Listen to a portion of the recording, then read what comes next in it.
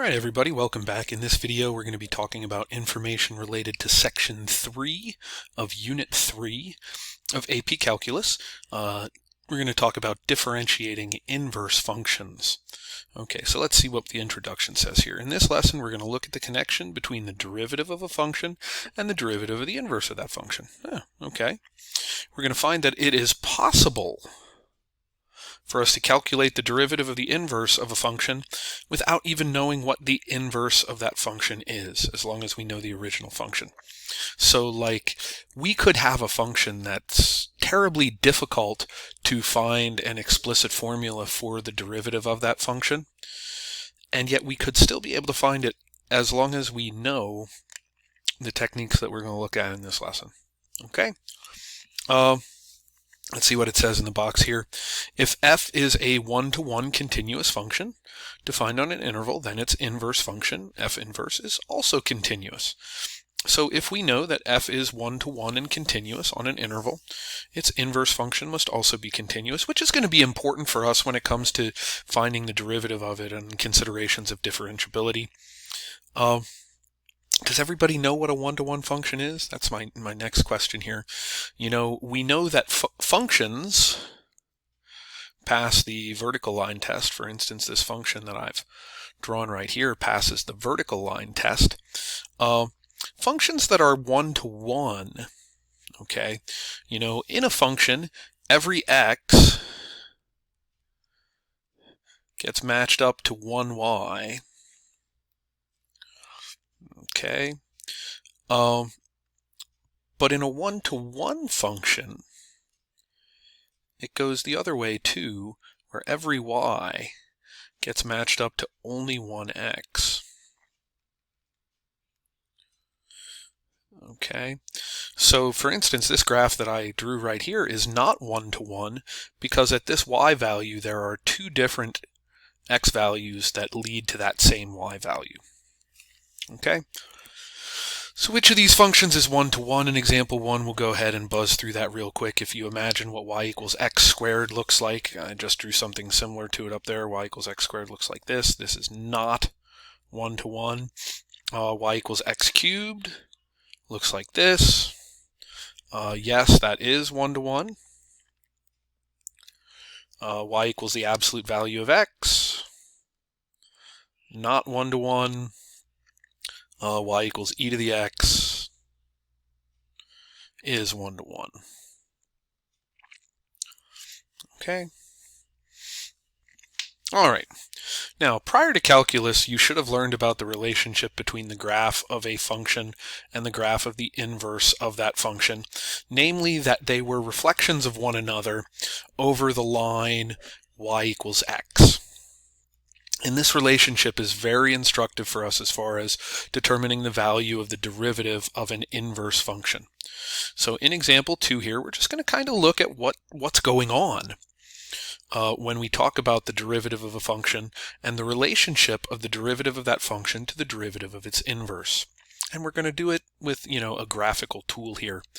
So we'll start here. What's the derivative of the function y equals x squared at the point 2, 4? So I'm going to start with the function y equals x squared. Go ahead and sketch that real quick.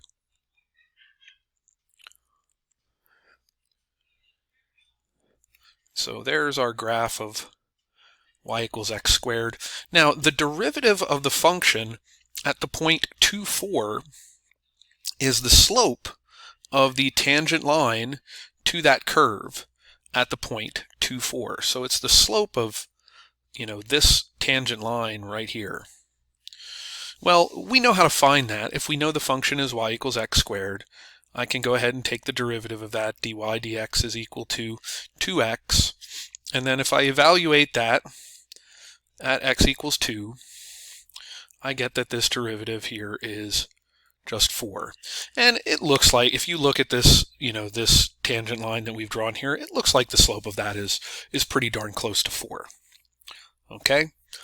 So let's consider the inverse now.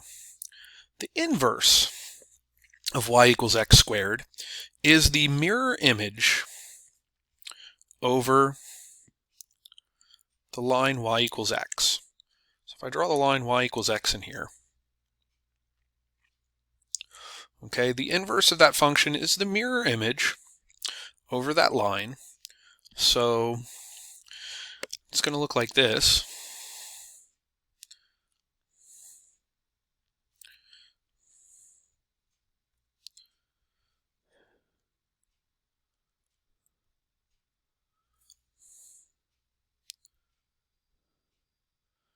Okay. Now this question asks me, how does the value of the derivative of y equals x squared to the point 2,4, how does that relate to the value of the derivative of the inverse of x squared at the point 4,2? How does it relate to the slope of this tangent line right here? Well, take a look at the graph. Think about what you think about this situation. And now that we know how to do implicit differentiation, I can very easily find, in this particular instance, the derivative of the inverse function. The inverse of the function y equals x squared, the easiest way to find an inverse of a function is just to swap the x and y's in the equation.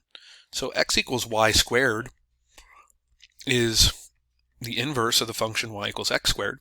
And I can go ahead and take the derivative of this with respect to x.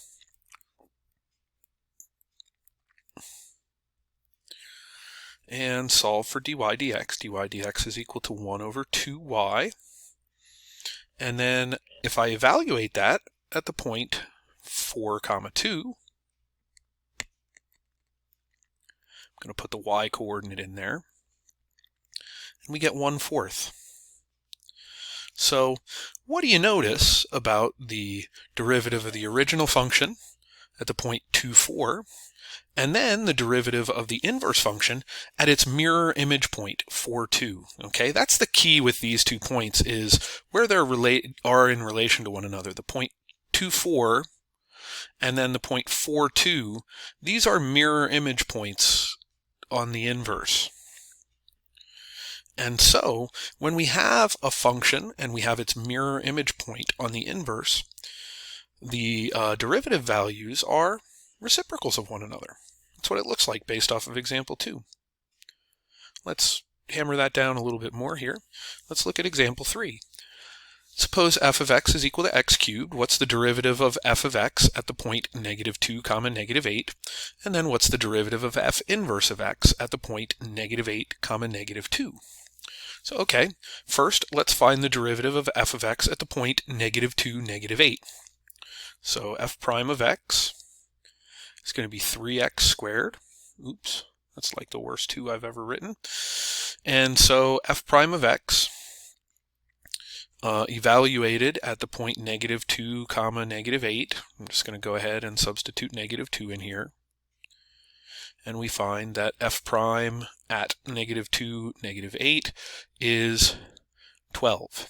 So based off of what we did in the previous problem, since this point and this point are mirror image points from the original function to the inverse, our expectation is that the derivative of f inverse at the point -8, -2 is going to be the reciprocal of that, or 1/12. So let's go ahead and see how that goes. So f of x is equal to x to the third. That means that, the inverse function of x to the third is x to the 1/3. I don't know if you know that. If I take the derivative of this, that's equal to 1/3 x to the -2/3, or 1 over 3x to the 2/3. And then if I take this derivative and I evaluate it at x equals -8, which is this point right here, if I substitute -8 in there, -8 to the 2/3, that's going to be, let's see, we take the root first, so that's going to be -2 squared. -2 squared is 4, and bada boom, bada bing, we do indeed end up with 1/12. Okay, so we feel pretty good about what we're seeing here and this relationship. Let's go ahead and actually hammer that down and put it into specific terms. One of the other things, if you think back about learning about inverses in pre-calculus, there are a few key characteristics that I think you should have taken away. One is the mirror image relationship over the line y equals x. The fact that we're interchanging the x and y coordinates when we take the inverse. And then this relationship, which is that when we take, if f and g are inverses of one another, that f of g is going to be equal to g of f, which is going to be equal to x, the variable that you put in there. And that's only true if these two functions are inverses.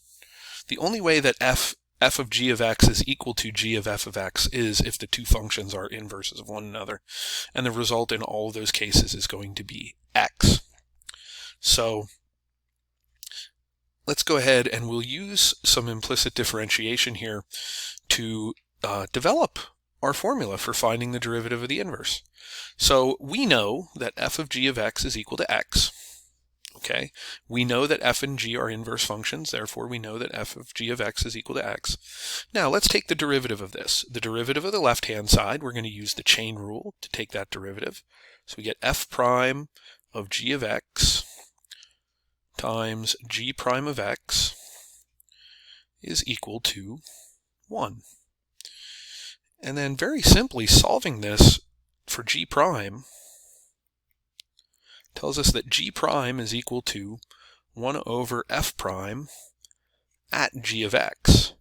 Now stop for a minute and think about the implications of this. First of all, since f and g are inverses here, in essence I could replace this g prime of x with f inverse of x prime. It has to be equal to 1 over f prime of g of x. Okay, and again, further, since g and f are inverses, I can replace this g of x with an f inverse, and therefore f inverse of x prime is equal to 1 over f prime of f inverse of x. Okay, and so this tells me that if I know a function f of x and I take, let's translate this into English. If I know a function f of x, if I take the derivative of its inverse, the result is the reciprocal of the derivative of the original function evaluated at the mirror image point on the inverse. Okay, so that's the big takeaway from today's lesson on how we take the derivatives of inverses. All right, we're going to come back next time for a second video and we'll do a few examples utilizing this relationship. Hope to see you then. Have a great rest of your day, everybody, and see you next time.